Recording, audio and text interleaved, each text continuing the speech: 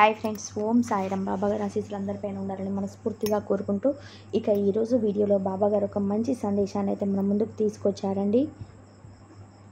ఇక ఈరోజు వీడియోలో బాబాగారి సందేశం ఏంటి అంటే, ఏమాత్రం నన్ను ప్రశ్నించకుండా ఈరోజు ఈ బంగారు పాదాలను తాకినటువంటి గడియల్లోనే నీకు ఒక మంచి శుభవార్త వినేలా చేస్తాను అని అంటున్నారు. మరి ఈ సందేశంలో ఉన్నటువంటి పరమార్థం ఏంటో తప్పకుండా తెలుసుకుందామండి. అంతకన్నా ముందు మన ఛానల్ని కొత్తగా ఎవరైనా ఫాలో అవుతున్నట్లయితే ఛానల్ని సబ్స్క్రైబ్ చేసుకుని వీడియో నచ్చినట్లయితే లైక్ చేసి సపోర్ట్ చేయండి ఫ్రెండ్స్. బాబాగారి సందేశం గురించి విందాం.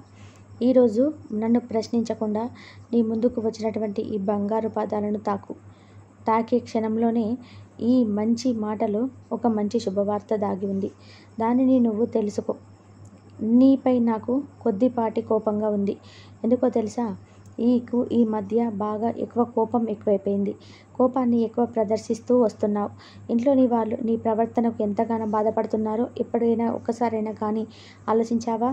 నీకు ఎన్ని పనులైనా ఉండవచ్చు, ఎన్ని సమస్యలు, చిరాకులు, ఇవన్నీ ఎన్నైనా ఉండవచ్చు. కానీ నువ్వు ఇంటికి వచ్చిన తర్వాత కాసేపైనా కుటుంబంతో సరదాగా గడిపి నువ్వు చేసినటువంటి కష్టం అంతా కూడా మాయమైపోతుంది కదా. అంతేకాని నీకు బయట ఉన్నటువంటి టెన్షన్స్ అన్నీ కూడా ఇంట్లో మాత్రం ప్రదర్శించవద్దు. దానివలన నీకే ఎక్కువ నష్టం కలుగుతుంది. నీ మనసుకు ప్రశాంతత ఎక్కడ దొరకదు. ఖచ్చితంగా నువ్వు పోరాడుతున్నటువంటి సమస్యల్లో మార్పును చూసేలా నేను చేస్తాను. నిజమే, నేను ఒప్పుకుంటాను. నువ్వెన్నో సమస్యలు నలిగిపోతూ ఉన్నావు. వాటిని నువ్వు ఎవరికి చెప్పుకోలేక ఎంతగానో సతమతం అవుతున్నావో నేను అర్థం చేసుకోగలను.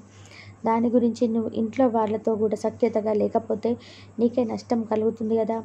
మరి నీ మధ్యలో నీకో ప్రమాదాలు కూడా ఏర్పడుతున్నాయి.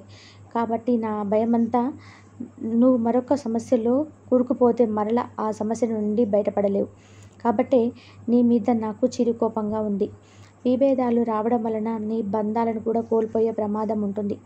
అలా జరిగితే ఇక నువ్వు సాగిస్తున్నటువంటి జీవన పోరాటానికి, నువ్వు ఎదుర్కొన్నటువంటి సమస్యలకు అసలు అర్థం లేకుండా పోతుంది కదా. ఈ బాబాకు ఉన్నటువంటి అతిపెద్ద బాధ ఇప్పుడు ఇదే. నీ వంతుగా కుటుంబ క్షేమం కోసం నువ్వు ఆలోచిస్తున్నావు. అలాగే నీ ఆలోచన వారికి కూడా తెలియపరచాలి. అప్పుడే వారు నిన్ను అర్థం చేసుకుంటారు. ఎందుకంటే నువ్వు బయట ఎంత శ్రమిస్తున్నావో, నువ్వు వారి కోసం ఎంత కష్టపడుతున్నావో వారికి తప్పకుండా తెలియాలి. తెలిసినప్పుడే నీ మీద గౌరవం ఏర్పడుతుంది. అలాగే నిన్ను భర్తగా చేసుకునేందుకు ప్రయత్నిస్తారు కూడాను. కాబట్టి నువ్వు వారిపై ఇవేమీ కూడా చెప్పుకోకుండా కేవలం కోపాన్ని మాత్రమే ప్రదర్శిస్తూ వారిని చిరాకు పడుతూ ఉంటే వారికి మాత్రం నీ మీద ఎందుకు ప్రేమ ఉంటుంది? అలాగే ఇంట్లో ఉన్నటువంటి నీ భార్య సైతం నీ కోసం, నీ శ్రేయస్సు కోసం ఎప్పుడు ఆరాటపడుతూ ఉంటుంది కదా. ఆమె కూడా నీకు ఎంతగానో ధైర్యాన్ని, ప్రేమను పంచుతుంది. కాబట్టి నువ్వు ఎదుర్కొన్నటువంటి సమస్యను ఆమెకు తెలియపరచు. మీరు ఒకరినొకరు గౌరవించుకుంటూ, ఒకరినొకరు అర్థం చేసుకుంటూ, ఒకరి సమస్యను ఒకరు పంచుకుంటూ వచ్చిన సమస్యకు పరిష్కారం తెలుసుకోవాలి. కానీ ఇలా ఒకరినొకరు అర్థం చేసుకోకపోగా ప్రతిరోజు కోపతాపాలతో రోజు గడుపుతూ ఉంటే ఎలా చెప్పండి? ఇలా అయితే మీలో పూర్తిగా ప్రేమ అనేది లేకుండా పోతుంది. అయినా ఇది అసలు మంచి పద్ధతి కూడా కాదు. నీ అభిప్రాయాలను తను ఎంతగానో గౌరవిస్తుందో అలాగే నువ్వు కూడా తన అభిప్రాయాలను అర్థం చేసుకోవాలి కదా. నా మాటపై విశ్వాసం ఉంచు. నువ్వేమీ తప్పు పని చేయటం లేదు, నాకు తెలుసు. అలాగే నువ్వు చేస్తున్నావని కూడా నేను అనటం లేదు. అనవసరంగా నీకున్నటువంటి నీకు ఆనందాన్ని కలగని వాని కోసం ఎక్కువ విలువిస్తున్నావు అంటున్నాను. నిన్ను నమ్మి నీ కోసం, నీ మంచి కోరే నీ కుటుంబం కోసం కూడా కాస్త సమయాన్ని కేటాయించు.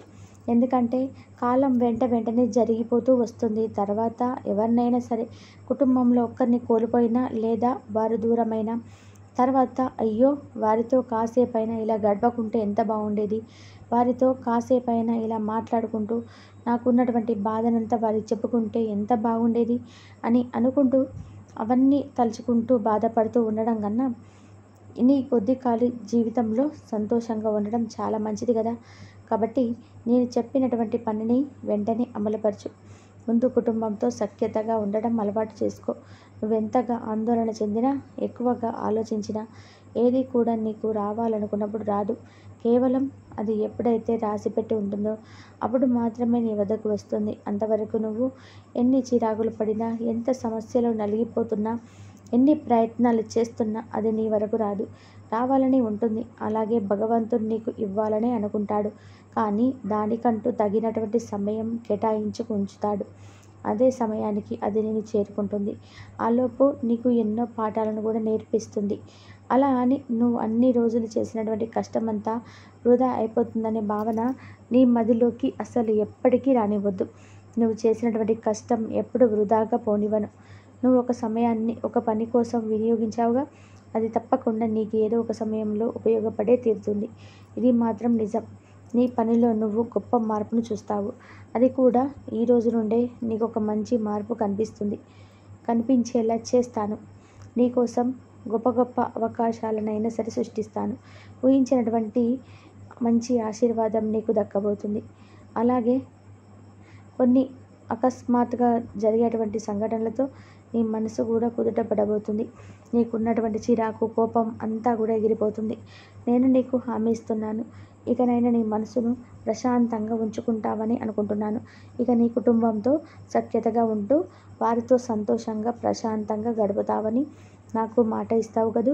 మంచి శుభవార్తను వినేటువంటి అదృష్టాన్ని నీకు, నీ కుటుంబానికి కల్పించబోతున్నాను.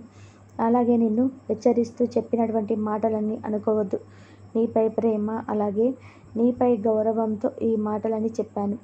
ఈ బాబా మాటలను అర్థం చేసుకొని నీ కుటుంబంలో లేనిపోని కలతలకు నువ్వు కారణంగా మారకూడదని నేను నీకు చెప్పినటువంటి ఈ మాటలు నువ్వు నన్ను అర్థం చేసుకుంటావు అనుకుంటున్నాను. అలాగే నేను నిన్ను కోరుకునేది కూడా ఇదే. నాకు కావాల్సింది మీ ఇంట్లో వారితో సంతోషంగా ఒకరి అభిప్రాయాలను ఒకరు గౌరవించుకుంటూ, ఒకరి కష్టంలో ఒకరు పాలు పంచుకుంటూ అందరూ సంతోషంగా గడపాలి, మనశ్శాంతిని పొందాలి. నిన్ను అడుగుతున్నది అదే. మీరందరూ కలిసి ఆనందంగా ఉంటేనే కదా నేను కూడా మిమ్మల్ని చూస్తూ మురిసిపోయేది. మనశ్శాంతిని పొందేది ఎవరో ఒకరు ఇస్తే కాదు, మీకు మీరుగా మనశ్శాంతిని పొందాలి. అది మీలోనే నిండి ఉంటుంది, మీలోనే దాగి ఉంటుంది. అదే మీరు తెలుసుకొని తప్పకుండా పాటించాలి. మీరు చేసేటువంటి పనుల్లోనే గొప్ప మనశ్శాంతి దాగి ఉంటుంది. డబ్బు, బంగారం, ఇలా హోదా ఎన్ని ఉంటే మాత్రం ఏం లాభం? మనిషికి ప్రశాంతత లేనటువంటి జీవితం నిజంగా వ్యర్థమే. సంతోషంగా నీ కుటుంబంతో గడపాలని మరొకసారి ఈ సాయిని నుండి కోరుకుని సెలవు తీసుకుంటున్నాడు. సో విన్నారు కదండి బాబాగారి సందేశం. ఈ సందేశం మీ అందరికీ నచ్చింది అనుకుంటున్నాను. నిజంగా కొంతమంది లేనిపోని చికాకులు, కోపాలు, బయట ఉన్నటువంటి సమస్యలన్నీ కూడా తీసుకొచ్చి ఇంట్లో వారికి ఆ విషయాల గురించి అన్నీ చెప్పకుండా ఆ కోపతాపాలన్నీ కూడా ఇంట్లో వారిపై చూపిస్తూ వారిని కూడా ఇబ్బంది పెడుతూ ఉంటారు. ఏదైనా కానీ ఎవరికి చెప్పుకోలేనంత సమస్య వచ్చినా సరే బయట ఎవరినో నమ్మే కంటే కూడా ఇంట్లో వారితో మీకున్నటువంటి సమస్యల గురించి వివరిస్తే వారికి తగినటువంటి పరిష్కారం ఏదో ఒకటి మీ దగ్గరికి అయితే తప్పక చెప్తారు. ఈ సందేశం మీకు నచ్చితే మరికొంతమందికి షేర్ చేయండి. మరొక చక్కటి బాబాగారి సందేశంతో మరలా కలుసుకుందాం. అంతవరకు నమస్కారం. ఓం సాయిరాం. సర్వేజన సుఖినో భవంతు. అందరూ బాగుండాలి, అందరిలో మనం ఉండాలి. శ్రద్ధ సబూరి బాబాగారి ఆశీస్సులు అందరిపైన ఉండాలని మనస్ఫూర్తిగా కోరుకుంటున్నాను. ఓం సాయిరాం.